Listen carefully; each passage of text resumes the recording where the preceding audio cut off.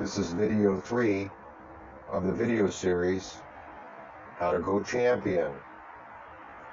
And in this topic we cover everything off the tee and about driving the ball and the placement on the fairway to set up for your approach shot. So let's get into it.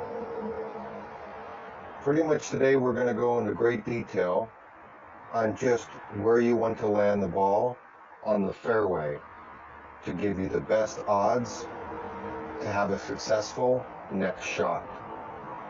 So let's take this hole as an example.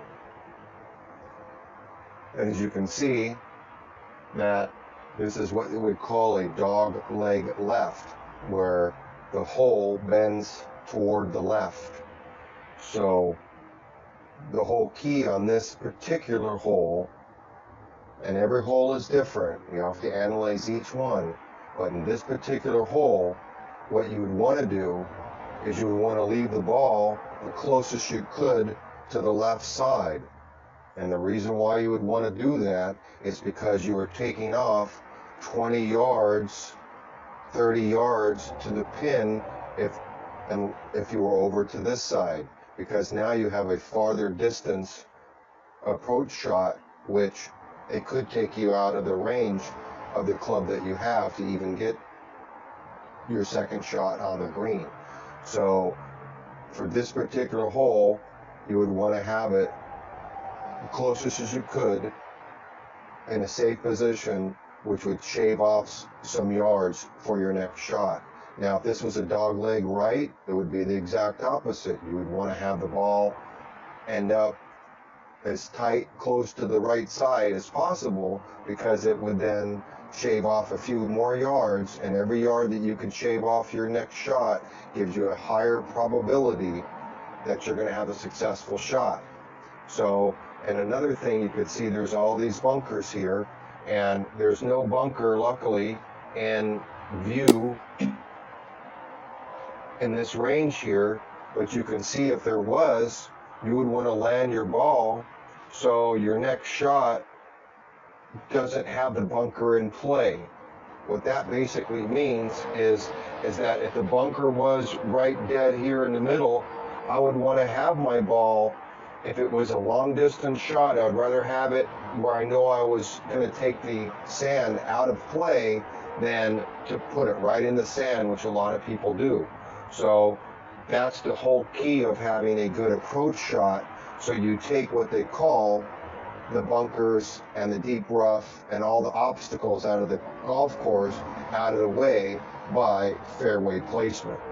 So this pretty much covers the basics. Now we can go through some more holes, but I can explain the differences and what you're going to need to look for, and I'm going to be making another video series which each of these courses will go in great detail on different elevations and things of that nature. But this is just the basics to get the new guys that are in up to speed and to get them shooting good, where they're confident, they know what they're doing, and they're going to start, loving WGT a lot more and having a lot more success. So another thing that you would want to look for as far as your approach shot is the fact that if there's going to be trees in the way. A lot of times people forget the fact that their second shot, if they're not careful, they're going to bring the trees into play, and they might have to not be able to go for the pin because they didn't leave it to the right or they didn't leave it to the left. So it's very important to use this overhead to see what your next shot's going to be before you hit it. If you're just down here thinking about where you're going to land it from here, then you don't really got a good idea of where you're setting up for your next shot. The same as playing pool. You always want to make sure you know where you're going to leave your cue ball before you hit your next shot. So you got an idea at least of where you're trying to leave the cue ball, so you can set up for the best possibility to take on a next ball and put it in the hole. Same theory applies to this. So that would be an ideal couple things for you to take in mind every time you look at a hole. and it's more than a par 3 and you're going to have a second shot or a third shot as your approach, and you want to know how you want to navigate throughout the fairway, so you take all the obstacles out prior, and that's going to require either playing the course several times or having an overview, so you got a good idea if there's bunkers, if there's deep rough, if there's trees, if there's water in play. These are a lot of things that people sometimes overlook, so then when they get to their second shot, they're actually put the water in play, they put the bunker in play, they put the trees in play, so they pretty much knock themselves out of a good possibility for the next second shot. So the rule of thumb is to go to the overview and get an idea of where you would like to land the ball that's going to be at the closest to the pin without risking it going into the rough.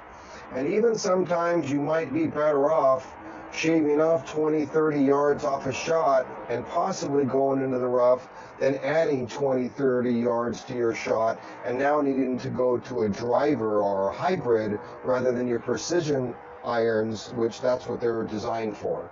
So those are the things that I do every time I look at a hole, based on the wind, based on a lot of factors, the actual course, and the ball that I'm playing, and a few other factors that I always have in the back of my head, so I understand the best possible place that I can land this ball in the fairway and the farthest. Because sometimes you'll find out that you might be running the risk of overshooting a particular spot on the fairway and you're going to run into rough. So you have to know, okay, I've got to, maybe even bite down and go to a lower 3-wood and lose 20 yards off this shot, because it's going to give you an ideal full iron shot into the green. So if your ideal second shot would want to be your full strength club, whatever it is, if it's a 50 yard, 75, 100, 130, you want to make sure that your approach shot, you lead them at a club's maximum strength. What you don't want to do is what you'd call leave it between clubs, where you have a 120 iron club and you have a 100-yard club and you have nothing for 110, and that's your shot. So the ball's not going to act right, it's not going to bite right. You're going to be at a disadvantage if you don't capitalize on knowing where your sweet spots are on the particular fairway for your irons. It's almost like drawing lines on the fairway to say, it doesn't matter where I want to be on the fairway, I want to land it on these lines, so I have a club to grab in my bag that I'm going to be able to use maximum strength and backspin, so I can control the ideal path and when the ball is going to hit and stick, and I'm going to have the ideal control over my shot because I gave myself the ideal chance to have a successful shot. So there's just a couple more things that I'm going to want to talk about, which I don't mind sharing in this video because they're a little bit advanced, but there will be times that you're going to be shooting into a higher or lower elevation for your second shot. And sometimes, again, you're going to know that sometimes you're going to want to back off and not hit the ball as far, so you're on a full power club, whatever it seems to be, and you know that sweet spot in that green, so every time you play that hole again, you know, hey, I need to be right at this spot on my second shot, because that's going to be my 80-yard wedge going in, and it's going to be money. So again, this is a 10-minute video on off the tee, which should help anybody new going into WGT have a better handle on fairway management, because course management is 90% of the game. And the last but by no means least is the ball dot, because I'll go into greater detail in the future, but ultimately the ball dot is going to control whether if your ball runs or flies a little bit higher and it sticks. So when you're trying to aim a particular part in the fairway and you have a downwind, you might want to be interested in using the backspin because it's going to land and not roll as far. That might end up rolling too far off into a different part of the fairway that you don't want to be in. So again, thank you for watching this video. This is video number 3 of the Go to Champions video, and look forward to the other videos that will be coming out here in the near future. If you have any questions, feel free to comment. I suggest that you like and subscribe. Tell your friends and next door neighbors. You're more than welcome to download this and view it again and watch me on YouTube and try to get better. The WGT is a journey.